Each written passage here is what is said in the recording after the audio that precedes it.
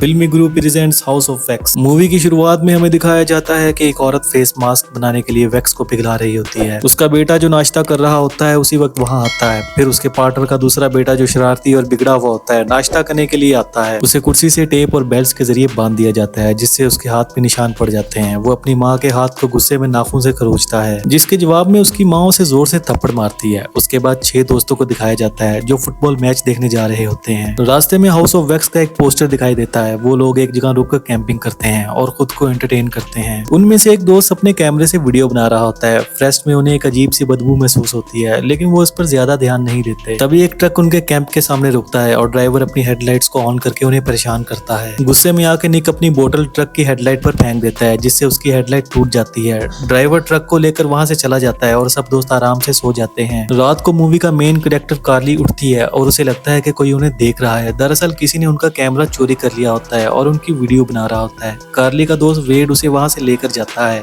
अगले दिन जब वो वहां से निकलने की तैयारी कर रहे होते हैं वेड देखता है कि उसकी कार का बेल्ट टूट गया है। शायद कल रात को आने वाले अजीब आदमी ने ये काम किया था। एक और दोस्त अपने खोए हुए कैमरे को लेकर परेशान था। कार्ली और उसका दोस्त फिर से उस फॉरेस्ट में बदबू महसूस करते हैं। जब वो चेक करने जाते हैं तो कार्ली एक गड्ढे में गिर जाती है जो कि डेड एनिमल से भरा होता है। उस गड्ढे में गिरना उसके लिए बहुत अजीब होता है। वो चीखती है और वेड आके उसकी जान बचाता है। फिर एक अजीब आदमी वहां आता है और एक मरा हुआ डियर उस गड्ढे में फेंक देता है। कार्ली को उस गड्ढे में एक इंसान का हाथ भी दिखाई देता है जिस पर वो चीखती है लेकिन वो अजीब आदमी उन्हें यकीन दिलाता है कि वो हाथ सिर्फ एक प्लास्टिक का हाथ है। वो अजीब तरीके से मुस्कुराता है और कार्ली पर बुरी नजर रखता है। फिर वो कार्ली और वेड को अपनी गाड़ी में लिफ्ट देता है ताकि वो पास के शहर जाकर गाड़ी का बेल्ट खरीद सके। बाकी दोस्त फुटबॉल मैच देखने के लिए निकल जाते हैं लेकिन वो ट्रैफिक जैम में फंस जाते हैं और वापस कैंप आने का फैसला करते हैं। दूसरी तरफ कार्ली और वेड उस आदमी के हाथ में छुरी देखकर डर जाते हैं और रास्ते में ही उतर जाते हैं। वो एक छोटे शहर में पहुंचते हैं जो बिल्कुल सुना होता है। वहाँ सिर्फ एक चर्च में उन्हें एक आदमी मिलता है जिसका नाम बो होता है। बो बाहर आता है। बो उन्हें एक गैस स्टेशन के बारे में बताता है जहां से उन्हें गाड़ी का बेल्ट मिलने की उम्मीद होती है। वो उन्हें 30 मिनट के बाद वापस आने के लिए कहता है। रास्ते में उन्हें एक औरत अपने घर के अंदर से झांकती हुई दिखाई देती है। कार्ली अपने दोस्त को फोन करती है और कहती है कि 30 मिनट बाद वो उन्हें लेने आ जाएं। फिर वो हाउस ऑफ वैक्स के अंदर चली जाती है जहां वो अपना वक्त गुजार सके। दरवाजे पर क्लोज का बोर्ड लगा होता है लेकिन वेड कहता है कि चलें अंदर देखते हैं। अंदर जाके उन्हें वैक्स से बने हुए कई स्टैचूज दिखाई देते हैं जो बिल्कुल रियल लगते हैं। एक कुत्ता भी होता है जो स्टैचू लग रहा होता है लेकिन वो असली होता है। वेड को देखकर हैरानी होती है कि वो कुत्ता जिंदा है। तभी एक अजीब आदमी कार्ली को डराता है जब वो मिरर में देख रही होती है। कार्ली डर जाती है लेकिन वेड बाहर जाके चेक करता है और कुछ नहीं मिलता। फिर वो दोनों बो के गैरेज में जाते हैं लेकिन वहाँ उन्हें अपनी कार के लिए सही साइज का बेल्ट नहीं मिलता। जब वो एक नंबर बड़ा बेल्ट लेने का फैसला कर रहे होते हैं वो वहाँ आके उन्हें रोकता है और कहता है कि सही साइज का बेल्ट मेरे घर पे है। फिर वो दोनों उसके साथ घर जाने का फैसला करते हैं। रास्ते में वो उन्हें हाउस ऑफ वैक्स की कहानी बताता है। वो बताता है कि इस जमीन के मालिक एक डॉक्टर और उनकी बीवी ट्रूडी थी। ट्रूडी के नाम पर ही हाउस ऑफ वैक्स का नाम रखा गया था। उनके बच्चे अकेले रह गए थे उनके मरने के बाद। वेड घर के अंदर जाता है जबकि कार्ली ट्रक में इंतजार कर रही होती है। तभी कार्ली को याद आता है कि ये वही ट्रक है जो उनके कैंप के पास आया था। उसने ट्रक को इसलिए पहचाना है क्योंकि उसकी एक हेडलाइट टूटी हुई थी। कार्ली अपने दोस्त को फोन करके सच बताने की कोशिश करती है लेकिन कॉल नहीं लगती। वो एक वॉइस मैसेज भेजती है और ट्रक का हॉर्न बजा के वेड को सिग्नल देती है कि वो बाहर आ जाए। तभी घर की सब लाइट चली जाती हैं और एक मास्क पहने हुआ आदमी वेड पर अटैक करता है। उसके पाँव जख्मी कर देता है। फिर वो आदमी वेड को बेहोश कर देता है। इस वक्त बो का असली चेहरा सामने आता है जब वो कार्ली को नुकसान पहुंचाने की कोशिश करता है। कार्ली ट्रक से निकलने में कामयाब होती है और अपनी जान बचाने के लिए भागती है। वो वापस चर्च में चली जाती है लेकिन वहाँ एक अजीब चीज देखती है। चर्च में जो सब लोग बैठे होते हैं वो असल में वैक्स के बने हुए स्टैचूज होते हैं। सबसे हैरानी की बात ये होती है कि एक स्टैचू का हाथ टूट जाता है और उसमें असली हड्डी, खून और नाड़े नजर आती हैं। यहाँ समझ आता है कि ये सब इंसान है जिन्हें वैक्स के स्टैचूज में तब्दील किया गया है। वो कार्ली को ढूंढ लेता है और उसे पकड़कर गैस स्टेशन की बेसमेंट में ले जाता है और उसके होंठों को चिपकाने के लिए ग्लू का इस्तेमाल करता है। तभी मास्क पहने हुए आदमी वेड के जख्मों को सिलता है और उसे बेसमेंट में ले जाता है। वो उसके चेहरे के बालों को निकालता है और उस पे वैक्स लगाता है। फिर एक बड़ी मशीन में उसे बिठा दिया जाता है और गर्म वैक्स उस पर डाला जाता है जो काफी तकलीफदेह होता है। इसका मतलब था कि एक जिंदा इंसान को वैक्स के स्टैचू में बदल दिया जाता है। इसके बाद निक जो कार्ली का भाई भी था उन्हें ढूंढते हुए अपने दोस्त के साथ वहाँ पहुँचते हैं।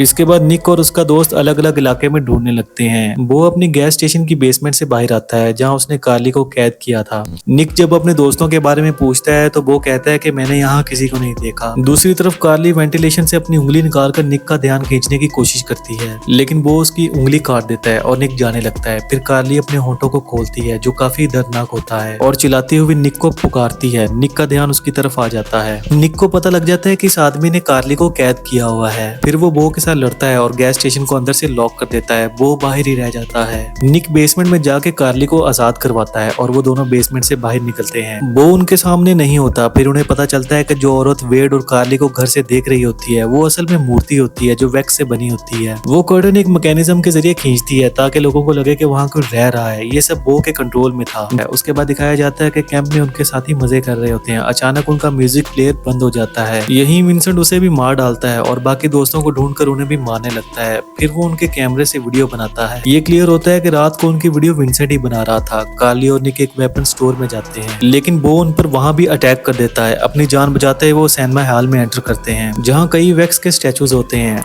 उनके बीच में बैठे हुए वो अपने आप को छुपा लेते हैं। बो उन्हें ढूंढ लेता है, लेकिन निक उस पर तीर चलाकर उसे बेहोश कर देता है। फिर वो बो के घर जाते हैं जहाँ वेड का स्टैचू पड़ा होता है। कार्ली एक फोटो देखती है जिसमें ट्विंस दिखाए गए होते हैं जो बो और विंसेंट ही होते हैं। बो वहाँ आके अपने कंधे से तीर निकालता है जो उसके लिए काफी दर्दनाक होता है। दोनों बहन भाई वहाँ छुप जाते हैं और विंसेंट भी वहाँ उनके दोस्त की लाश लेकर आता है। दो भाइयों के बीच हुई बातचीत में सब सच सामने आ जाता है। पता चलता है कि बो ने जो कहानी डॉक्टर की सुनाई थी वो उसके पिताजी की थी। फिल्म की शुरुआत में जो दो बच्चे दिखाए गए थे वो भी विंसेंट और बो थे। कार्ली और निक बेसमेंट में जाते हैं जहाँ उन्हें पूरे शहर के पावर कनेक्शन का पता चल जाता है। जब वो स्विच ऑन ऑफ करते हैं तो पूरे शहर की बिजली चालू हो जाती है। बो को पता लग जाता है कि वो लोग बेसमेंट में छुपे हुए हैं। निक को आगे जाके एक और दोस्त के वैक्स का स्टैचू मिलता है जिसका सर छूने से उसका सर गिर जाता है। अपने दोस्त की हालत देखकर वो दोनों उदास हो जाते हैं। तभी विंसेंट वहाँ आता है और उन्हें मारने की कोशिश करता है। निक आग लगाकर उसका रास्ता रोक देता है और वो दोनों हाउस ऑफ वैक्स में चले जाते हैं। पता चलता है कि हाउस ऑफ वैक्स भी वैक्स से जुड़ा हुआ था। कार्ली वेड की स्टैचू देख के हैरान होती है। तभी बो उन पर हमला कर देता है। इसके बाद घर में लगी हुई आग हाउस ऑफ वैक्स को भी ढक लेती है और सब कुछ पिघलने लगता है, लेकिन कार्ली बो को मार देती है। विंसेंट अभी भी जिंदा होता है और अपने भाई की हालत देखकर गुस्से में कार्ली के पीछे पड़ जाता है। कार्ली उसे समझाने की कोशिश करती है कि उसका भाई उसका फायदा उठा रहा था और सब कुछ नॉर्मल हो सकता है अगर वो चाहे तो। फिर निक वहाँ आ जाता है और विंसेंट के साथ लड़ाई शुरू हो जाती है। विंसेंट का वैक्स के बगैर चेहरा दिखाई देता है। कार्ली निक की टांग से छुरा निकालकर विंसेंट को मार देती है। विंसेंट अपने भाई बो पर गिर जाता है और दोनों भाई एक साथ मर जाते हैं। आग हर तरफ फैल रही होती है, लेकिन निक और कार्ली अपने आप को उस घर से बचा लेते हैं। पूरा हाउस ऑफ वैक्स पिघल जाता है। अगले दिन वहाँ पुलिस पहुँचती है और पता चलता है कि ये शहर 10 साल से बंद था और किसी को इस जगह के बारे में मालूम नहीं था। पुलिस को समझ आता है कि इन दोनों भाइयों ने इतने साल तक अपने आप को छुपाए रखा था। निक और कार्ली अपने दोस्त की यादों के साथ कार में बैठे होते हैं। पुलिस ऑफिसर को पता चलता है कि डॉक्टर के 2 नहीं बल्कि 3 बेटे थे। तीसरा बेटा वो आदमी था जो कार्ली और निक को अपनी गाड़ी में यहाँ लेकर आया था। आखिरी सीन में वो तीसरा भाई विंसेंट के कुत्ते के साथ हंसता हुआ दिखाई देता है और निक और कार्ली समझ आते हैं कि वो भी उनका भाई था, लेकिन वो इस गेम में शामिल नहीं था। यही फिल्म खत्म हो जाती है। दोस्तों, मैं उम्मीद करता हूँ कि आपको ये मूवी एक्सप्लेनेशन पसंद आई होगी। अगर आपको ये मूवी अच्छी लगी है तो कमेंट बॉक्स में कमेंट करके लाजमी बताइएगा और अपनी फेवरेट मूवी का कमेंट बॉक्स में भी लाजमी बताइएगा ताकि हम जल्द से जल्द उस पर एक वीडियो बना सकें।